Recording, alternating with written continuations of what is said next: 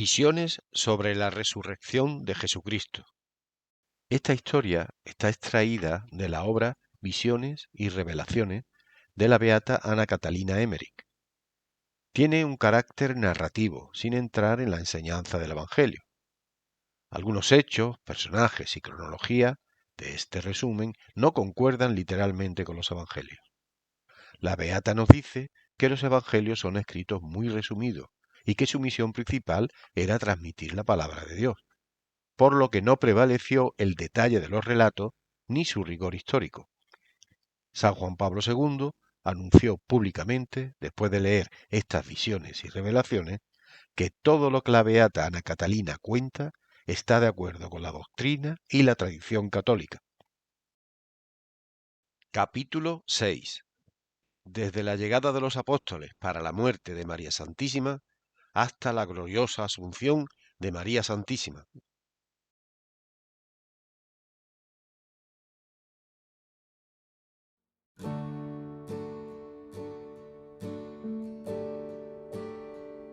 Fuiste llevada al cielo en cuerpo y alma, oh Virgen pura e inmaculada.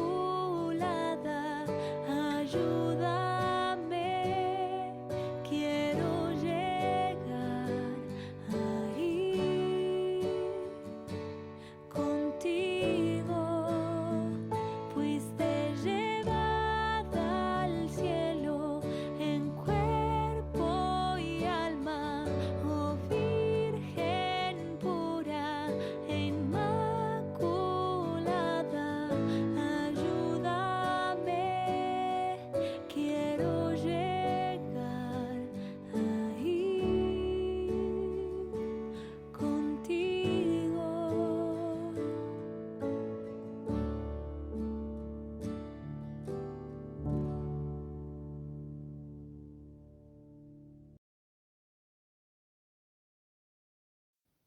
Llegada de los apóstoles para la muerte de María Santísima. Cuando la Virgen María sintió acercarse su fin sobre la tierra, llamó en oración, según se lo había encargado Jesús, a los apóstoles junto a su lecho. Tenía 63 años de edad. Cuando nació Jesús tenía solo 15 años.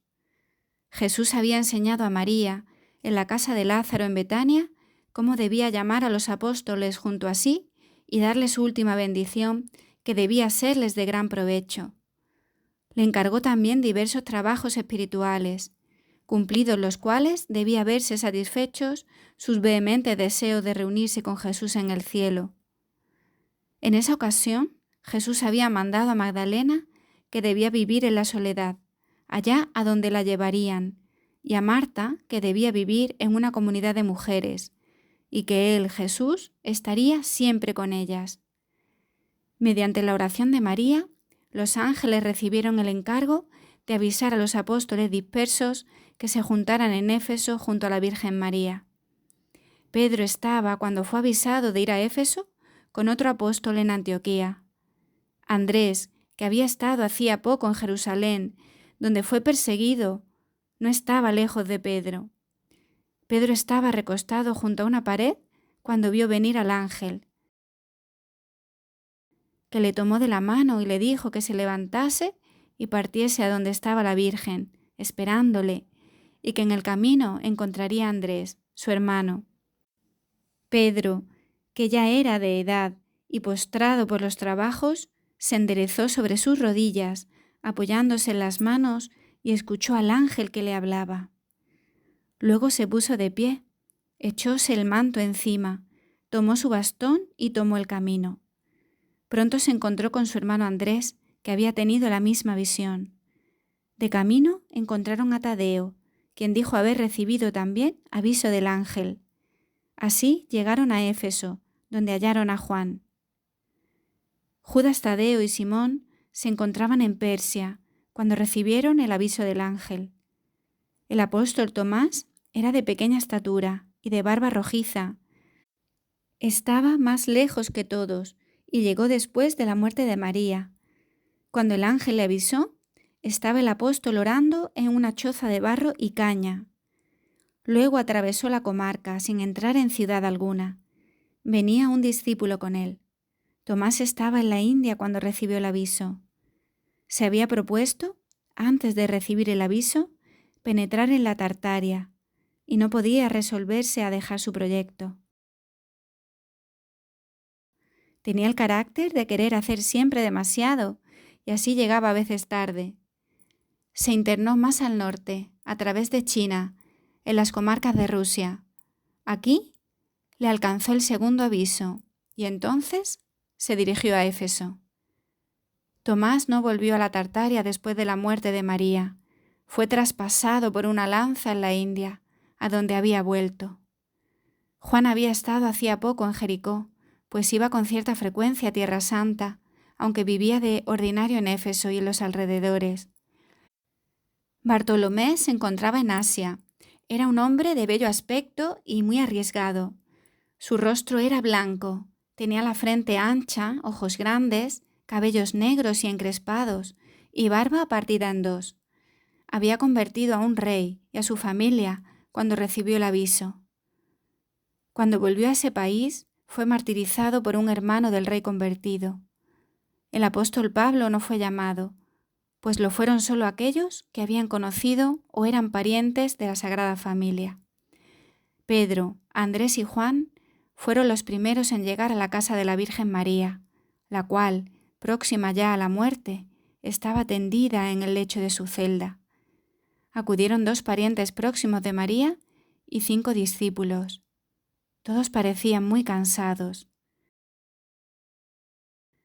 Tenían bastones de viaje. Al encontrarse, se abrazaron con mucho afecto. Algunos lloraban de alegría y de emoción al verse reunidos otra vez.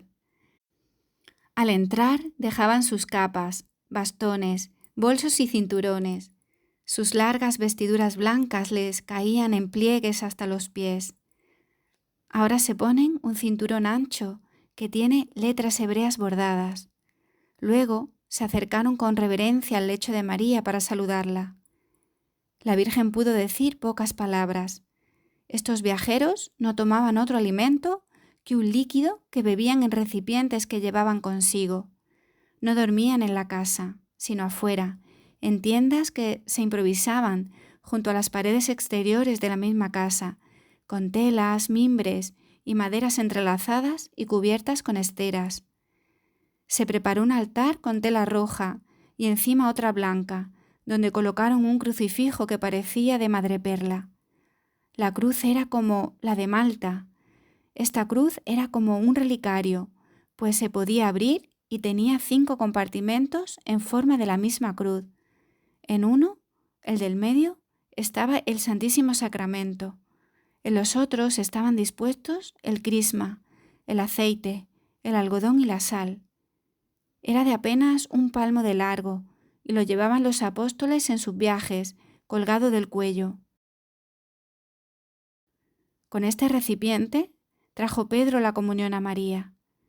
Los demás apóstoles y discípulos se dispusieron en 2 hileras, desde el altar hasta el lecho de la Virgen, y se inclinaron profundamente al paso del sacramento. María estaba en su lecho, sentada, y cada apóstol venía y se hincaba, y María oraba, y con las manos cruzadas sobre la cabeza los bendecía. Lo mismo hizo con los discípulos y las santas mujeres. Una, que se inclinó mucho sobre ella, fue abrazada. Habló la Virgen María a todos, en general, y esto lo hizo según lo que le había mandado Jesús en Betania. También dijo a Juan cómo debían hacer con su cuerpo, y que debía repartir los vestidos que quedaban a la criada y a las otras mujeres que a veces venían a ayudarla. Tránsito y sepultura de María. Pedro dijo la misa. Sobre el altar ardían velas y no la lámpara. María se mantuvo sentada en su lecho durante el acto, en silencioso recogimiento. Después de comulgar, Pedro dio la comunión a los demás.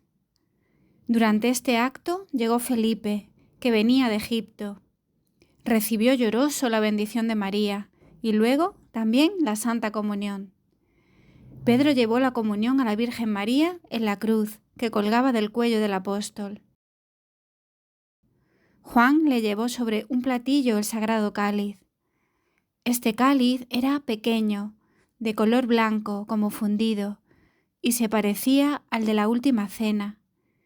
Su pie era tan corto que solo con 2 dedos se podía sostener.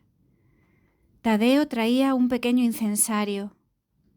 Primero dio Pedro a la Virgen la extrema unción. Lo hizo como se hace hoy. Luego le dio la Santa Comunión, que María recibió derecha, sobre su lecho, sin apoyarse. Después se recostó y tras la breve oración de los apóstoles, recibió el cáliz de manos de Juan, erguida un tanto sobre su lecho, aunque no tanto como cuando recibió la comunión bajo la especie de pan.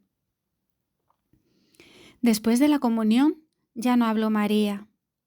Tenía vuelto hacia arriba su rostro, hermoso y fresco, como en su juventud. Una senda de luz se dibujó desde María hacia la Jerusalén celestial y hasta el trono de la Santísima Trinidad. A ambos lados de esta senda luminosa había caras de innumerables ángeles. María levantó sus brazos hacia la celeste Jerusalén y el cuerpo se levantó tan alto sobre el lecho que se veía perfectamente todo lo que había debajo. Parecía que salía de ese cuerpo una figura resplandeciente que extendía sus brazos hacia lo alto. Los 2 coros de ángeles cerraron por debajo ese nimbo de luz y subieron en pos del alma de María, separada de su cuerpo, que se inclinó suavemente, con los brazos cruzados sobre el pecho, en la cama desde la cual se efectuó su tránsito. Muchas almas de santos vinieron a su encuentro. Allí estaban José, Ana, Joaquín, Juan el Bautista, Zacarías e Isabel. María se elevó entre estas almas hasta el encuentro de su divino Hijo, cuyas llagas brillaban más que la luz, envolviéndolo todo. Jesús recibió a su madre y le entregó el cetro, señalando el universo a su alrededor. En el mismo momento salían muchas almas del purgatorio en dirección al cielo. El tránsito de María fue a la hora 9, en la cual murió también su divino Hijo. Pedro y Juan vieron esta glorificación de María, pues tenían los ojos elevados al cielo, mientras las demás personas estaban postradas, inclinadas hacia la tierra.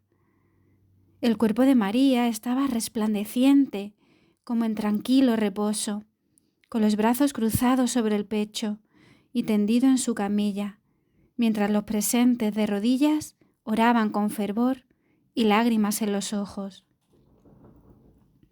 Más tarde, las santas mujeres cubrieron el cuerpo con una sábana. Reunieron todos los objetos de uso en una parte y lo taparon todo, hasta el hogar.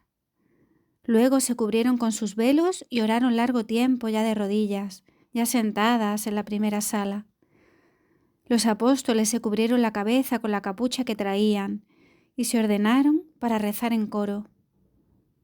2 de ellos hincaron a la cabeza y a los pies del lecho. Los apóstoles recorrieron el Vía Crucis de María. Mientras tanto, Andrés y Matías estaban ocupados en preparar la sepultura, la cueva que María y Juan habían dispuesto como sepulcro de Jesús al final de las estaciones del Vía Crucis. Esta gruta no era tan grande como la de Jesús, tenía apenas la altura de un hombre y delante un jardincito cercado con estacas. Un sendero llevaba hacia la gruta donde había una piedra ahuecada para recibir el cuerpo, con una pequeña elevación donde descansaría la cabeza. Andrés especialmente trabajó mucho en esta obra y colocó una puerta delante del sepulcro. El sagrado cuerpo fue preparado por las santas mujeres para la sepultura. Trajeron hierbas olorosas y esencias y procedieron al embalsamamiento de acuerdo con las costumbres de los judíos. El sagrado cuerpo de María fue colocado con su vestidura en un canasto hecho según la forma del cuerpo, de tal modo que éste sobresalía del cajón. El cuerpo era blanco, luminoso, tan liviano y espiritualizado que se levantaba con toda facilidad. El rostro era fresco, rosado y juvenil. Las mujeres cortaban los cabellos para conservar reliquias de la Virgen.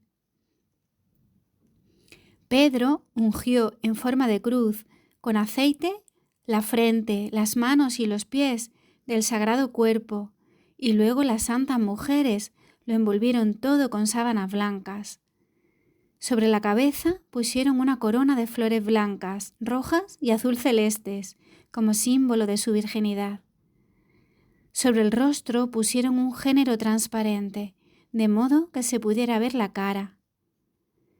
Los brazos estaban cruzados sobre el pecho, y los pies, rodeados de hierbas olorosas, cubiertos con un género transparente. Así preparado el sagrado cuerpo, fue puesto finalmente en un cajón de madera blanca, con una tapa que por arriba, por el medio y por debajo se podía sujetar al cajón. Este cajón se colocó sobre unas andas. Todo se hizo con cierta solemnidad y emoción tranquila. El duelo también fue con mayor exterioridad y muestra de dolor que la sepultura de Jesús, donde hubo mezcla de miedo y de apresuramiento por causa de los enemigos. Para llevar el sagrado cuerpo hasta la gruta, como a media hora de camino, procedieron de este modo. Pedro y Juan levantaron el cuerpo de sobre las andas y lo llevaron hasta la puerta de la casa. Allí, puesto de nuevo sobre las andas, lo cargaron en sus hombros. 6 de ellos se alternaban en llevar el sagrado depósito. Delante de esta procesión iban parte de los apóstoles rezando y las santas mujeres detrás, cerrando el cortejo. Llegados a la gruta, depositaron las andas. Los apóstoles introdujeron el cuerpo y lo depositaron en el hueco cavado de antemano. Todos desfilaron una vez más delante de los sagrados despojos para rezar y honrarlos. Luego cubrieron toda la sepultura con una estera. Delante de la gruta cavaron un hoyo y trajeron una planta bastante grande con sus raíces y sus bayas. La plantaron profundamente y la regaron abundantemente para que nadie entrara por delante en la gruta. Solo podía llegarse a ella por los lados, por entre los matorrales. La gloriosa Asunción de María Santísima. En la noche de la sepultura sucedió la Asunción de la Virgen al cielo con su cuerpo. Misterios gloriosos. Cuarto misterio. La asunción a los cielos de la Virgen en cuerpo y alma. Varios apóstoles y mujeres estaban esa noche rezando ante la gruta, o mejor dicho, en el jardincito delantero, cuando bajó del cielo una senda luminosa y 3 coros de ángeles rodeando el alma de María, que venía resplandeciente a posarse sobre la sepultura. Delante del alma venía Jesús con sus llagas luminosas. En la parte interior de la gloria, donde estaba el alma de María, se veían 3 coros de ángeles. La más interior parecía de caras angelicales de niños pequeños. La segunda hilera eran caras de criaturas de 6 a 8 años, y la más exterior eran de jóvenes. Solo se distinguían bien los rostros. El resto del cuerpo era como una estela luminosa, algo indeterminada. En torno de la forma de la cabeza de María había una corona de ángeles. Los presentes miraban arriba, llenos de admiración y emoción. A veces, llenos de maravilla, se echaban con los rostros al suelo. Cuando esta aparición se hizo más clara y se posó sobre el sepulcro, se abrió una senda desde allí hasta la celeste Jerusalén. El alma de María, pasando delante de Jesús, penetró a través de la piedra en el sepulcro. Luego se alzó de allí con su cuerpo, resplandeciente de luz, y se dirigió triunfante, con el angélico acompañamiento, a la celeste Jerusalén. Cuando días después estaban los apóstoles rezando en coro, llegó el apóstol Tomás con 2 acompañantes. Tomás quedó muy afectado al oír que María había sido ya depositada en su sepulcro. Lloró amargamente y no podía consolarse de haber llegado tan tarde. Después lo acompañaron, llevando luces al sepulcro. 2 discípulos apartaron las ramas del arbusto. Tomás y Eleazar oraron delante del sepulcro. Juan abrió las 3 pretinas que cerraban el cajón. Dejaron la tapa de un lado y vieron con gran maravilla el sepulcro vacío. Solo estaban allí las sábanas y las telas con las que habían envuelto los sagrados restos. Todo estaba en perfecto orden. La sábana estaba corrida por la parte del rostro y abierta por la parte del pecho. Las ataduras de brazos y manos aparecían abiertas, puestas en buen orden. Los apóstoles alzaron las manos en expresión de gran admiración, y Juan gritó: «¡No está más aquí!». Los demás se acercaban, miraban, lloraban de alegría y admiración. Oraban con los brazos levantados y los ojos en lo alto, y se echaban al suelo, pensando en la luz que habían visto la pasada noche. Misterios gloriosos. Quinto misterio. La coronación de la Virgen como reina de cielos y tierra. La voce di Maria dentro l'anima mia, come un balsamo scende sulle ferite e le porta via. La voce di